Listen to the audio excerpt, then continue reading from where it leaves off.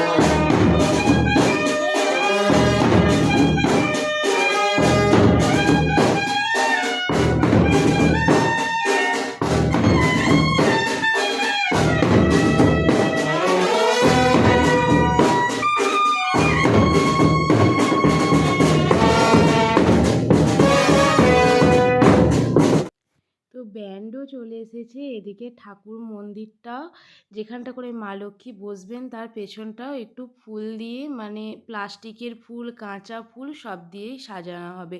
অন্যান্য বছর তোমরা দেখেছো ব্যান্ডও হয় না, বা এরকম সাজানোও হয় না, লাইটও হয় না, শুধু ঢাকটা হয়। যাই হোক, এবছর মা লক্ষ্মী চেয়েছেন, বাবা তাই সব কিছু অ্যারেঞ্জমেন্ট করেছে। আর এদিকে দেখো, যেখানে ঠাকুর গড়তে দেওয়া ছিল সেখান থেকে আমরা সবাই মিলে ঠাকুর আনতে গিয়েছিলাম।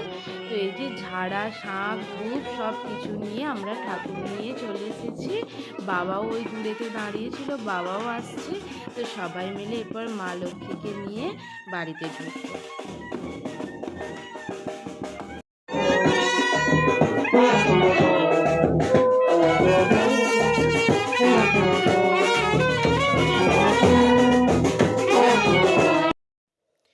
মা লক্ষ্মী বাড়িতে চলে এলো।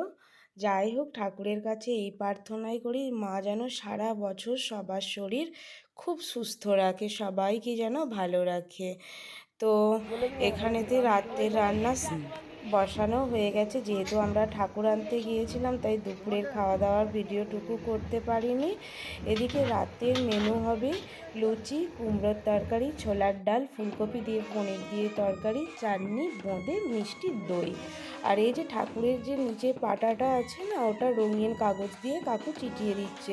ওর আর সময় হলো না, ও মিষ্টি আনার জন্য কামারপুকুর বেরিয়ে গেছে। এদিকে নাপিতও চলে এসেছে। ওই যে ঠাকুরের যে জোগাড় যন্ত্র ঠাকুরমশাই আসার আগে আমাদের এখানেতে উনিই করে দেন, তার আগে তারপরে ঠাকুরমশাই আসেন।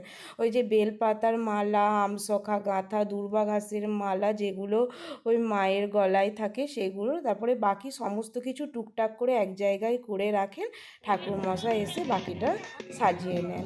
আর এদিকে এই যে আমরা চলে এসেছি ঠাকুরমশাই আসতে ঘট তুলতে। একটু ব্যান্ড হয়েছে, ঢাক হয়েছে বলে, ঢাক তো প্রতি বছরই হয়, তো ওই জন্যই বাবা বললে একটু দূরে যাব, যেখানেতে আমাদের বিয়ে বাড়ি বা ভুজনো বাড়ি ওখানেতেই মেন। কিন্তু যেহেতু সবার বয়স হচ্ছে, তাই মাও অতটার হেঁটে হেঁটে ঘর তুলতে আসতে পারে না বলে কাছের পুকুরটাতে আমাদের ঘর ডোবানো হয়। কিন্তু আজ এবারেতে দূরের পুকুরেতে আসা হয়েছে। মা তো পারবে না আসতে অতখানা, তার উপরে রিসেন্ট হাতগুলো খোলা হয়েছে, ওই হাতে যত ছোটই ঘট হোক সেটা নিয়ে যাওয়া মায়ের পক্ষে একটু ডিফিকাল্ট ছিল। ওই জন্য আমি ঠাকুরমশাইকে জিজ্ঞাসা করতে বললাম মাকে যে আমার নিয়ে আসা চলবে নাকি, আমি তো না খেয়ে আছি। তো মা জিজ্ঞাসা করতে বললো যে কোনো সধবা মেয়েরই ঘট পূর্ণ কলসি তোলা চলবে। ওই জন্য তাহলে আমিও ভাবলাম চলো তাহলে দূরের পুকুরটাতেই যাওয়া হয়। যদি না আমার মানে আমাকে তুলতে থাকতো তাহলে হয়তো বাধ্য হয়েই কাছের থেকে নিতে হতো, কিন্তু মায়ের পক্ষে তো অতখানা যাওয়াটা সম্ভব ছিল না। তো যেহেতু আমি তুললাম, তাই দূরের পুকুরটাতেই যাওয়া হলো। তো চলো, ওদিকে দেখছি আমার মা, বড় পিসিমণি, বনি, দাদা সবাই চলে এসেছে। আমরাও আসছি, ওরাও ঢুকলো। এরপরে আমরা না যাওয়া পর্যন্ত ওরা ওখানেই দাঁড়াবে বললো। ওই দেখো দাঁড়িয়ে আছে গাড়ির কাছে।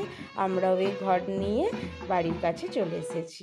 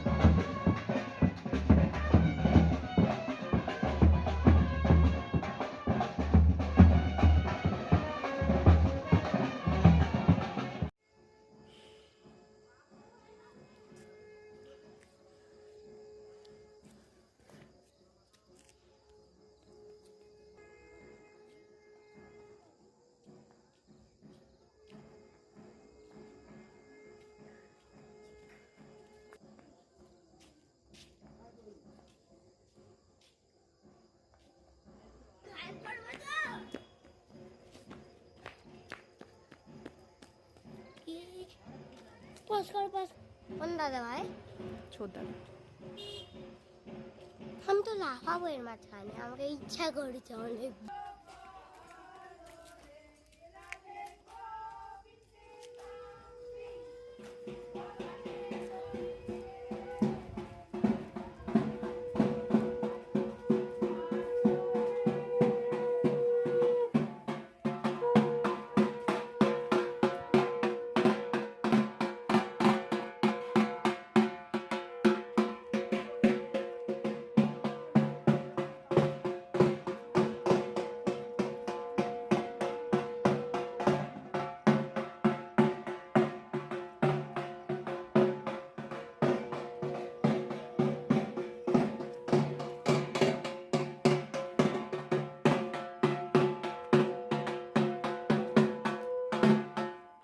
বলেছিলাম না যে সন্ধ্যা না হলে লাইটের কাজটা ঠিক বুঝতে পারা যাবে না, তাই সন্ধ্যা হওয়ার পরেই এখানেতে ঘর নিয়ে আসার পরে আমি একটু বাইরে বেরিয়েছিলাম। তো সেই জন্য তোমাদের সাথে পুরো লাইটের কাজ, প্যান্ডেল সমস্তটা শেয়ার করলাম। পুরো ঘর, দুটো ঘরই, এটা পুরোনো ঘরটা দেখালাম, নতুন ঘরটার ওপরটা তো তিরপল দেওয়া আছে, বাইরে থেকে দেখানো যাচ্ছে না। দুটো ঘরই টুনিবাগ দিয়ে সাজানো হয়েছে, বাইরেতেও লাইটের কাজ আছে, গেট গোড়াটায় দুদিকে দুটো বাঁশ দিয়ে ওইভাবে লাইটগুলো দিয়ে সাজানো হয়েছে। এখানে মোটামুটি জোগাড় কমপ্লিট। এরপরে এই যে বাবা মা পুজোয় বসে পড়েছে। বললাম বাবা মা বসবে কিন্তু আমরাও বসে থাকি, পুজো সারা হলে আমরা আর ভাতটা খাই না, মুড়িও খাই না, লুচি খেয়ে নিই। তো চলো এখানে পুজো হোক, ততক্ষণকে আমরা এখানে বসি। ও এখানে বসেছে, ওই যে হোমের কাঠ, হোম হবে না, ওই কাঠগুলোকে ছোট্ট ছোট্ট করে কুচিয়ে দিচ্ছে, আর আমি এখানে দাঁড়িয়ে দাঁড়িয়ে ভিডিও করছি। ভক্তি সম্পন্নে শ্রীমাতর দেবী জাহ্নবী অমৃতে তো পুজো এদিকে চলছে, আর এদিকে খাওয়া দাওয়া ব্যাচও শুরু হয়ে গেছে। দাদারা এই খেয়ে বেরিয়ে গেল, আর বাবা একটু এদিকেতে এসেছে। এখন ওখানকার মতো বাবার কাজ কমপ্লিট হয়ে গেছে, তাই বাবা একটু প্যান্ডেলে দেখতে এসেছে। তো চলো আজকের ভিডিওটা এখানেই শেষ করছি। যদি ভালো লেগে থাকে লাইক, কমেন্ট, শেয়ার আর অবশ্যই সাবস্ক্রাইব করে দিও।